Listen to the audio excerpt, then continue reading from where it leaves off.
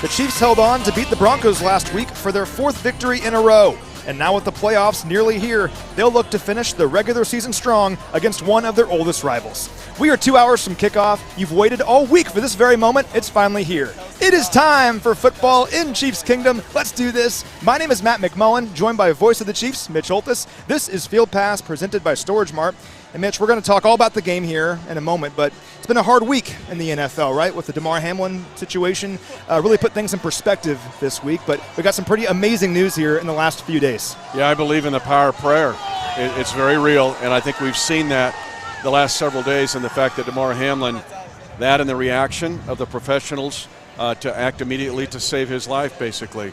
I think we need to remember Damar in prayer, because many times human nature is, okay, he's good, let's move on. And it'll be a long road to recovery for him. But we see shirts being worn by both teams today praying for Damar, and so that'll be probably in our thoughts and prayers as we move forward for him. Yeah, if you haven't watched the press conference at University Hospital in Cincinnati that happened earlier this week, I highly encourage you to do so.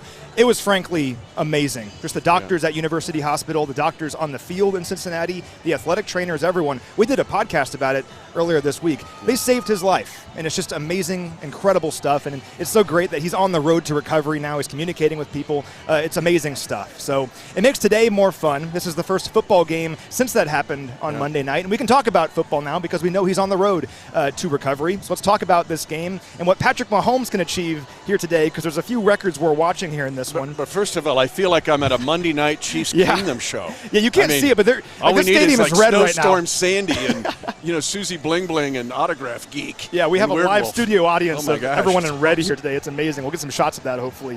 But Patrick Mahomes, he got an MVP chant when he came out here a few minutes ago from all these people, and for good reason.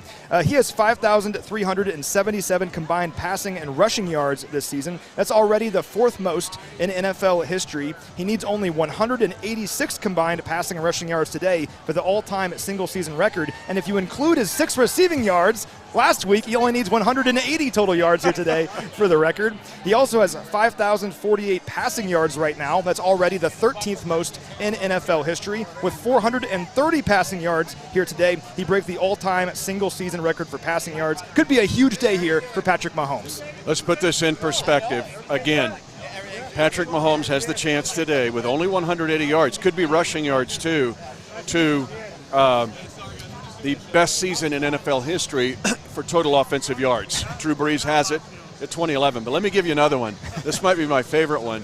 Right now, Patrick Mahomes has thrown 16 touchdown passes to tight ends, 12 to Kelsey. That Belldozer's in there, Noah Gray, Fortson, right? Running backs, he has thrown 11 touchdowns to running backs. We know McKinnon's out there with 8, but there are others too. If he throws, Patrick Mahomes today throws a touchdown to either a running back or a tight end or both in either category, it'll be an all-time NFL record for a quarterback throwing touchdowns to running backs and tight ends since 1963. He'll break Y.A. Tittle's record. That tells you it's an MVP season. Y.A. Tittle? Y.A. Tittle, yeah. Right? Last seen like on his knees with the, but we're talking 1963. That's a record that he will break today, potentially, along with the all-time passing record, maybe, and the all-time for sure total offensive yards record. Yeah, he's been just amazing this season, barreling toward a second career MVP award. He leads the NFL in passing yards and passing touchdowns, and with a good game here today, has a shot at also leading the league in passer rating when it's all said and done. We're both believers in momentum, though. I'd love to see Mahomes and the offense have a big game here today, just so they feel good going into the playoffs. Yeah, and clean. Yeah. Right? We talk about the -5 giveaway takeaway. You can't ignore it. The Chiefs are in the bottom third of the league, and at 13-3, that defies football physics. I don't care football at any level. -5 does not equal 13-3.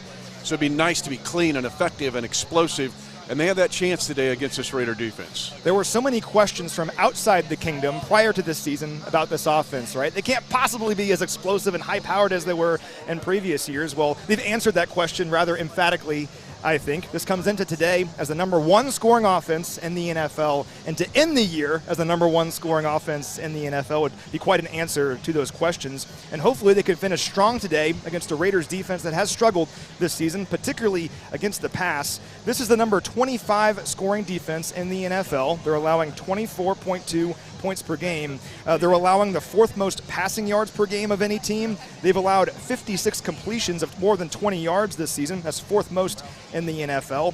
They've allowed more than 2,000 yards after the catch this season. That's 6th most in the NFL. And finally, their 98.6 passer rating allowed is the worst in the NFL. The Chiefs love to throw the football. They can hopefully throw the football on these guys here today.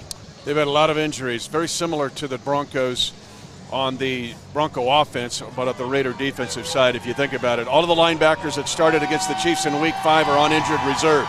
Now, the Raiders are in the bottom 3 in 2 categories. They're the only team defensively in this league, the bottom 3 in both sacks and takeaways. They only have 13 takeaways. Only New Orleans has less. And then sacks is all geared into one guy. I know you're going there next, but the Chiefs have a chance if they play clean. Don't turn the ball over. Be explosive and allow Patrick Mahomes to do his thing. The Chiefs offense could have a big day today on this field. Yeah, this Raiders defense has struggled to create pressure on the quarterback. You just mentioned that. Now on one end, Max Crosby, he's that one guy at defensive end. He's been great this season. He has 11.5 sacks this year. That's 10th in the NFL. He also has 76 pressures this season. That's 4th most in the NFL. The problem is outside of him, no one's really having a great season for this Raiders defense in terms of creating pressure. They only have 25 sacks as a team. That's 30th in the league. And you consider that Crosby has 11.5 of those. That's basically half of that production.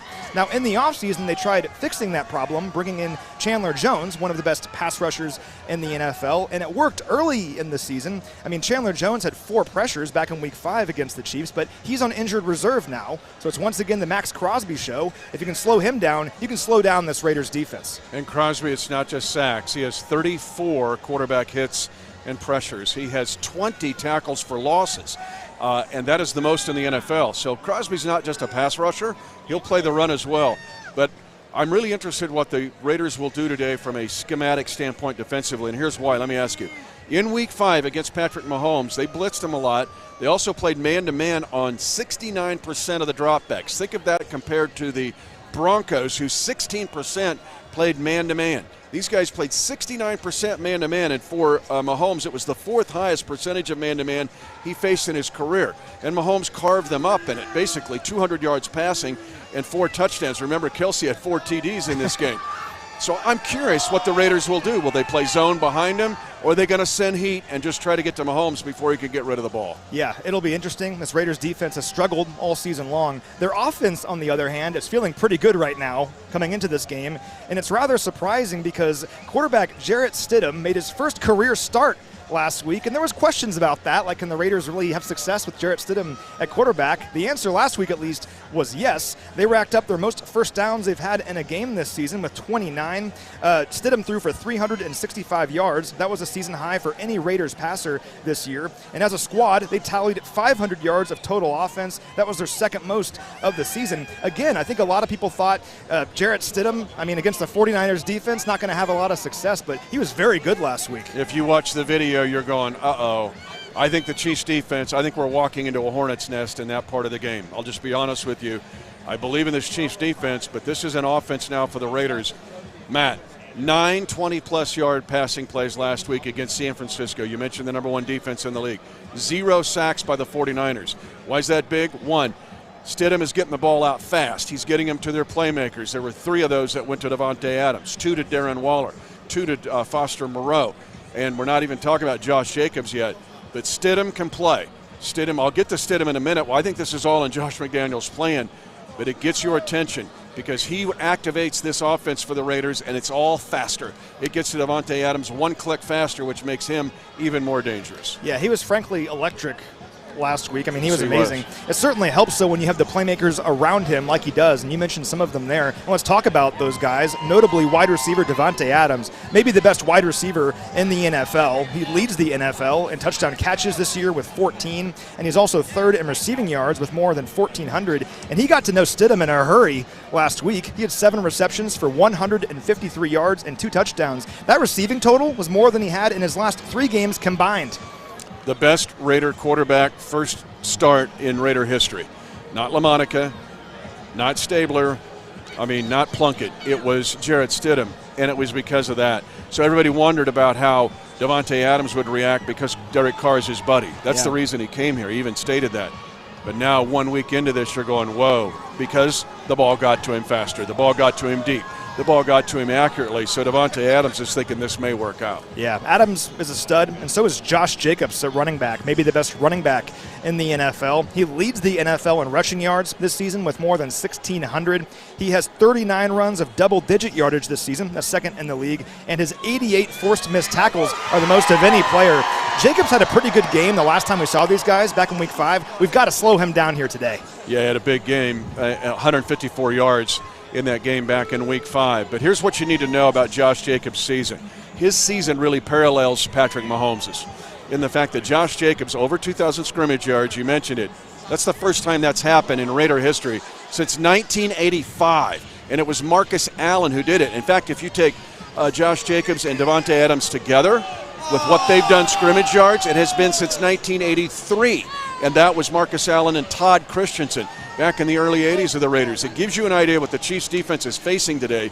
They are facing explosiveness, and they're facing it from several different places, not just Davante Adams. Yeah, this squad, despite being 6-10 this year, has some of the best playmakers in the NFL. Last week, though, it really gets back to Stidham, right, and what he was able to do. And for more on how he found so much success last week and how the Chiefs can hopefully slow him down here today, I caught up with Field Yates from ESPN earlier this week.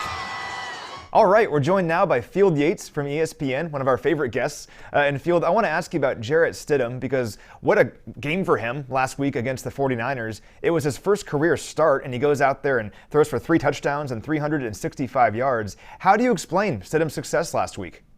Probably that the NFL is the wackiest league week to week, and that every time we think we have it figured out, it turns out we do not have it figured out at all.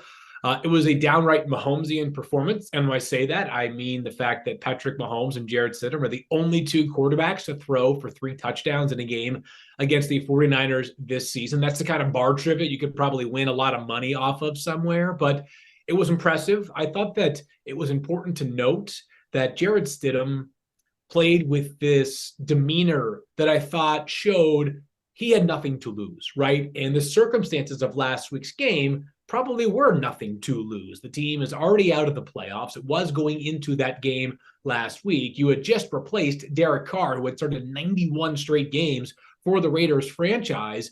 If Jarrett Stidham had thrown for 100 yards last week, nobody would have said a single thing. The fact that he threw for 350 plus was a reminder that he does have some talent and ability, and also that any given Sunday, or in this case Saturday, does still apply in the NFL. Yeah, he was frankly tremendous in that game against San Francisco. The good news for the Chiefs is they have actually seen this guy before. Now, I mentioned that was his first career start last week, but he had appeared in 11 career games prior to that matchup, and one of those was against the Chiefs back in Week 4 of the 2020 season. In fact, that game, when he was a member of the Patriots, he came in late in that one. He had 25 snaps in that one. That was his career high in snaps in a single game prior to last week against San Francisco, and the Chiefs had 2 interceptions in that game off Stidham. So hopefully they can have a similar game here this time around all these years later. Now, based on what he did well last week, what are some keys for the Chiefs defense here in this game? Yeah, so I think it actually is worth revisiting where Jarrett Stidham comes from, because while high school recruiting rankings can often prove to mean very little, I do think there are other times where it's worth noting that a guy who came into the NFL with less pedigree than his high school pedigree is still worth noting. I mean, Jarrett Stidham was, by some recruiting services, the top quarterback coming out of high school all those years ago when he originally started at Baylor and then finished off at Auburn. So there is some ability there. That much is for sure. In terms of what the Chiefs need to do, though, against Jarrett Stidham today, or what they need to prevent is a couple of things. They need to find a way to make him uncomfortable in the pocket. You go back to last weekend, and Nick Bosa, who might well win the NFL's Defensive Player of the Year, didn't register in the stat book, which his impact often goes beyond the stat book. And it wasn't until overtime when he made that major splash play, which he was the one that created the pressure that led to Stidham's interception in overtime that basically won the game for San Francisco. But prior to that, they'd done an excellent job of keeping Jarrett Stidham very clean. He wasn't sacked at all in the first half. The Chiefs have to find a way to make Jarrett Stidham uncomfortable, because any inexperienced quarterback is simply going to be a different player when players are bearing down on him.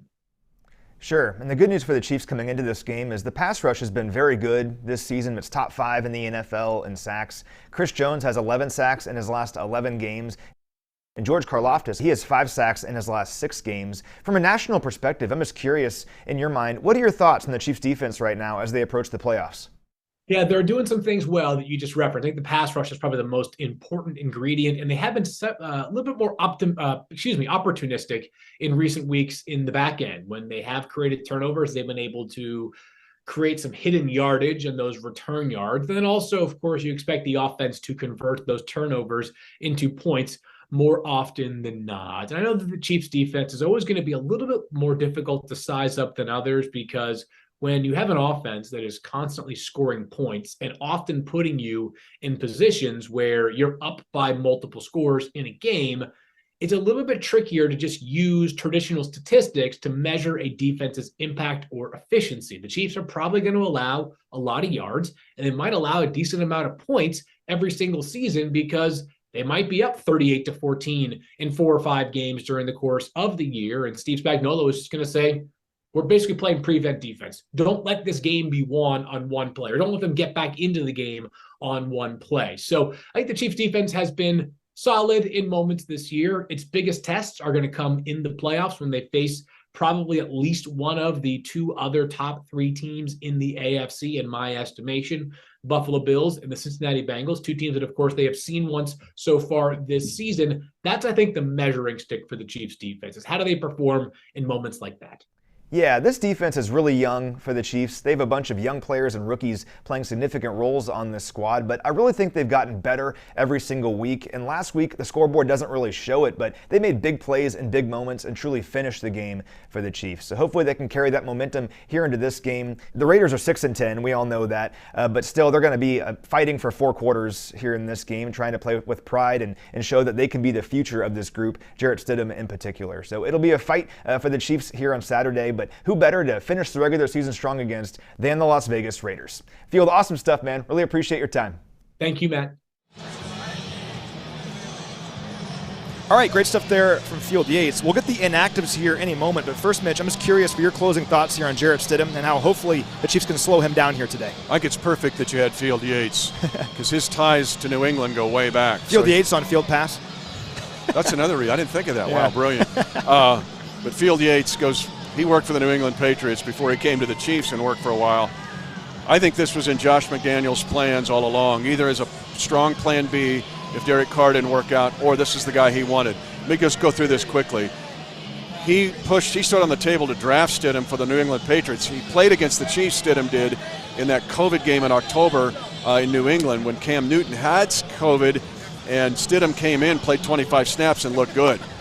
But I think all along, there is a belief in Jarrett Stidham by Josh McDaniels. This is what they wanted. This is their plan for today and for 2023 and beyond.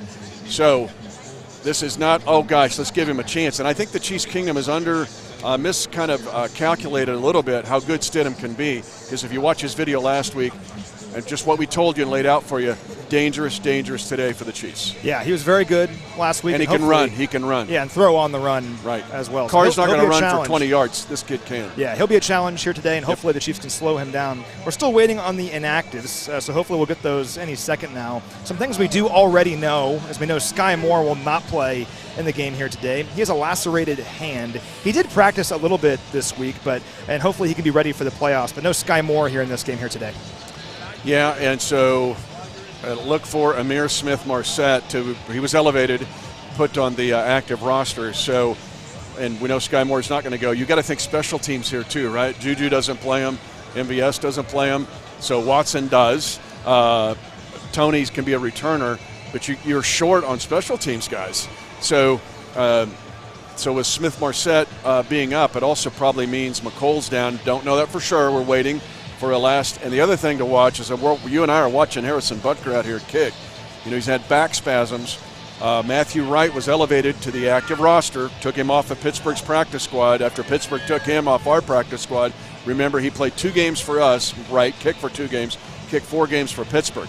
That's the other thing we're waiting for by the second here. And we just got him. Okay, here we go, man. Breaking news. So it looks like McCole Hardman is inactive here today. So McCole Hardman has that pelvis injury. He was activated from injured reserve on Wednesday, which is great news. That means he'll be available for the postseason, hopefully. He was limited in practice this week and saw him even warming up here in this one, but he is not going to play here today. So no McCole Hardman here in this game. It looks like Joe Tooney is active. Joe Tooney was questionable coming in, but Joe Tooney is active in this game. That's excellent news. Kicker Harrison Butker is active in this game, and Matthew Wright is inactive, it appears. So okay. Matthew Wright is inactive. The Chiefs just tweeted these out. Harrison Butker is active here today. So Butker has back spasms, happened in the middle of the week. He was questionable coming in. The Chiefs did add Matthew Wright to the roster here today. Of course, we saw Matthew Wright earlier this season, and he was pretty good for the Chiefs. But it's Harrison Butker here today. He is active. And L'Jarius Sneed was also questionable coming in. L'Jarius is active. So to run through that, Sky Moore, inactive. McCole Hardman, inactive. Harrison Butker, Joe Tooney, L'Jarius Sneed, all active. Be ready for Justin Reed, because you brought up a great point. Could Matthew Wright also be active as insurance in case those back spasms flare up for Harrison Butker? I see him out here warming up right over your shoulder. But he's not. Wright's not active, because if you had both kickers up, that really limits you in special teams. You got to have enough guys to play coverage and have returns. So remember week 1 and Justin Reed. If something happens to Harrison Butker, you may see Justin Reed have to kick today. You got to be ready for it, just in case. For what it's worth, Justin Reed hit a 60-yard field goal during warm-ups here today, so he always hits 60-yard field goals. He's feeling pretty good. Still my favorite stat. He's got 5 touchbacks. Yeah, the ultimate football player, right? He can do a little bit of everything. Looking at the Raiders inactives, I'm checking over here to see if anything jumps out to me, but looks like no real surprises. Running back Josh Jacobs with a hip and oblique injury and also some personal reasons. He was questionable coming in, but Josh Jacobs is active this week. He missed some practice for the Raiders during this week, but he is active for this game, it appears. Also, linebacker Darian Butler, he was ruled out with a concussion a few days ago. He's not going to play here today. Doesn't play a lot of defensive snaps, but he is third on this team in special teams snaps, so also hurts their depth on defense. Yeah, and they brought up a guy just last night, Austin Calitro, who played at Villanova, but he's been with 5.5 teams in 5 years. And why special teams? So you would think Kansas City today, if they can be clean, right, in the return game, which we've seen these fumbles on punt returns, they could be really good today in the return game as well. The Chiefs have a chance to be explosive offensively and special teams, and then defensively, just be prepared to take on the Hornets' nest, and that's how you're going to win this game. And listen, these Raiders are 6-10, but I don't care what the records are, what the circumstances are, when it is in the season, where the Raiders are playing, whether it be LA, Vegas, or Oakland. It is Raider Week. And let's take care of business here today, and who better to finish the season strong against than the Raiders. For Mitch Holthus, I'm Matt McMullen. Thank you so much for watching, everyone. Let's go get a victory.